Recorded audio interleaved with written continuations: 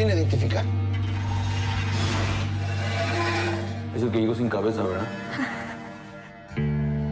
Ya fui a la Cruz Roja, al Hospital Civil, al psiquiátrico. Pues, si quiere, venga la semana que entra. Seguro nos llegan más muertitos. Ya no sé qué hacer. Buscarle entre los vivos, Ramoncita. Buenas tardes. ¿Es usted doña Ramona? Necesito saber si tú eres la persona que yo creo que eres. No se preocupe por la cabeza, Ramoncita, ya aparecerá. Dios solo se lleva el alma.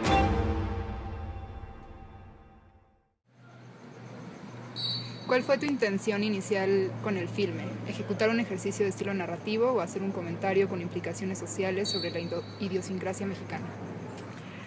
Mi objetivo principal fue contar una historia de amor, aunque parezca muy raro, creo que Fecha de Caducidad es una gran historia de amor, de un amor obsesivo, enfermizo y catastrófico, como es el de Ramón hacia su hijo. Y creo que era como mi premisa principal, y por otra parte quería como también tener presente esta parte de los seres humanos, de cómo creas juicios a partir de la apariencia de alguien, y esos juicios pueden ser muy perversos o pueden ser fatales. Y eso es lo que me llevó a hacer esta estructura como de rompecabezas que el espectador va construyendo a la par de los tres personajes, y que de alguna u otra forma al final es cuando sabe realmente lo que pasa, y que lo que yo quería intentar es que el mismo espectador se reconociera sus propios prejuicios, que al final él también pensara en dónde se identificó y por qué fue, y que fuera una parte reflexiva para el que la vea, ¿no? Sin ser una película aburrida. Y creo que esa era como mi premisa principal de la película, por eso esa construcción del guión tan obsesiva, tan minuciosa, y también de los propios personajes, que creo que también es una de las virtudes de Fecha de Caducidad. ¿En qué momento decidiste dividir en tres la estructura, como lo hacía Tarantino, o Arriaga, o Kurosawa en Rashomon? Pues mira, curiosamente, cuando yo empecé a escribir mi guión, ya todavía no salía Amores Perros, y cuando yo vi Amores Perros, me entusiasmé más porque creí que podía funcionar, aunque Fecha de Caducidad no se relaciona mucho con Amores Perros, porque aquí es más un juego de apariencias, no de hechos como Amores Perros. Y luego después en el camino un maestro me dijo, yo no había visto Rashomon, y me dijo, no la vayas a ver porque no te va a ayudar por cómo es tu película. Me preguntó desde el principio, ¿ya viste a Rashomon? Y le dije, no, es la única que me falta. Me dijo, no la veas.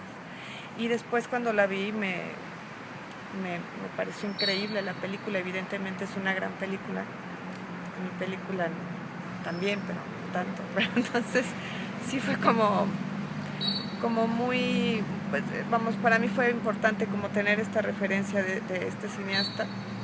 Y luego me parece que se convirtió como en una obsesión por mi parte, igual que Ramona, como de poder hacer un guión a partir de estas premisas sin dudar, porque muchas veces me dijeron que tenía que ser un guión lineal, que tenía que ser una historia como melodrama, humor negro no, que solo tenía que haber un personaje, no tres, que tenían que haber dos historias, la de la mujer sobraba. Y me parece que fui muy necia, me parece que sentí que tenía que seguir mi instinto, y que la única forma de comprobar justamente lo de las apariencias era con tres personajes de distintas edades, de distintos conflictos y con diferentes hechos que los rodeaban, y los tres estar en situaciones límite, ¿no? Y no sé si lo logré, pero me parece que funciona muy bien. Creo que el espectador se conecta a los 100 minutos y todo el tiempo está queriendo saber qué es lo que va a pasar, y a fin de cuentas también construye una historia paralela, ¿no? en las tres partes de Fecha de Caducidad. ¿Por qué ese gusto por el humor negro? Fíjate, Sofía, que siempre rechacé mi humor negro. Todos mis guiones, todos mis cortos son humor negro, y de repente alguna vez Damián Alcázar me dijo en mi segundo corto, que él también es protagonista, que esperaba que en la ópera prima escribiera algo serio. Y sí lo intenté. Esta historia la empecé a escribir como melodrama, y no lo logré. O sea, de repente sin querer mis personajes hacían cosas absurdas o decían un comentario con humor negro, y me parece que la fortuna más grande que tengo con fecha de caducidad es que asumí mi género, y a lo mejor es un estilo que tendré y que espero mantener porque me gusta mucho, me divierto mucho cuando escribo, me divierto mucho cuando la dirijo, y digo, no me molestaría como llegar a otros géneros, pero me parece que este es como mi zona de confort, aunque sé que es muy difícil y que es una línea tan delgada que puedes brincar a la comedia burda o a la farsa burda también. Creo que sí logro como hacer un equilibrio, ¿no? Y mantener el humor negro de una forma sutil. Es evidente y ya hablaste de esto, tu intención de jugar con los prejuicios y preconcepciones de los espectadores, pero ¿hasta qué punto fuiste totalmente consciente de ello en la estructura del guión? Totalmente. Yo de niña sufrí mucho con los juicios hacia mi persona, y eso me marcó mucho de por vida, y es algo que aborrezco mucho en el ser humano. Me parece que es como de las partes más tenebrosas del ser humano. Y luego de repente cuando me reconozco que también estoy formando juicios a partir de apariencias, me asusto y me da mucha pena, porque creo que a todos nos pasa. Entonces era como mi premisa inicial, tal cual. Primero no sabía cómo hacerla, y cuando finalmente descubrí que tenía que contar una historia de amor de una mujer que no tenía resignación ante la pérdida, y hasta dónde podía llevarla eso, hasta dónde su amor se podía desbordar, evidentemente acompañado de crítica social como los matriarcados, como la violencia a las mujeres, como la corrupción, la impunidad que hay en México, el narcotráfico, que también quería que estuviera ahí, pero que no fuera el motivo de la película, sino que tuviera 3 grandes personajes y que ellos nos llevaran a su realidad, y que ahí está la realidad que hay en México, ¿no? Y que se dibujara sin tener que yo mostrar violencia, porque me parece muy difícil, me parece que como directora no lo podría hacer porque soy un poco cobarde, y decidí que no podía quedarme callada y que tenía que hacerlo sutil, ¿no? Descubrieron el cuerpo de tu marido. Mejor vete. ¿A dónde, mamá? ¿A dónde me voy? La policía ya está sospechando, hija. Yo quiero que me deje en paz, señora. ¿Qué elementos de tus primeros cortos, además del cast que acabas de mencionar, dan forma a tu ópera prima? ¿Qué elementos? Otra vez. Sí, hay una línea narrativa o temática. Pues tengo una temática con las mujeres fuertes, con los matriarcados, porque bueno, soy de provincia y en Jalisco el matriarcado está terrible y sí provoca muchos daños colaterales. Y eso es una temática, o sea, es una constante en mi trabajo. Es una constante que siempre mis personajes masculinos son los nobles, son como no los buenos por decirlo, pero son los personajes más nobles en general, y las mujeres siempre son como las fuertes, las despiadadas, y es como una constante. Yo creo que es yo crecí con mi madre, y todo el tiempo nos educó de que teníamos que ser muy fuertes porque la vida era muy difícil, y mi familia está llena de mujeres, entonces creo que es como por eso. Y sí, siempre como que tiendo a... La figura materna es como muy importante para mí también, por ende. Y siempre caigo en los juicios, en las apariencias. Creo que es como una constante, ¿no? ¿Hasta dónde es capaz de llegar el amor de una madre por su hija? Yo podría ser como Ramona. Soy una mamá muy aprensiva, muy obsesiva. No matar, no, pero... A cortarles los uñas cuando tengan 40 años. Soy una mamá muy, son primero mis hijas que yo. A veces mi propia hija me dice, mamá, tienes que pensar en ti. Digo, sí, soy una madre muy desbordada, me parece. Y sin embargo eres directora. Sí. No sé cómo lo hago, pero sí. ¿Por qué en el tráiler se ve a un actor diferente al que al final aparece dentro de la película en la funeraria? ¿Sabes qué pasó? Primero filmé los 10 primeros minutos de la película porque no conseguía financiamiento, entonces pensé que si la filmaba iba a poder que la gente viera lo que quería hacer y conseguir el financiamiento. Y sí se logró.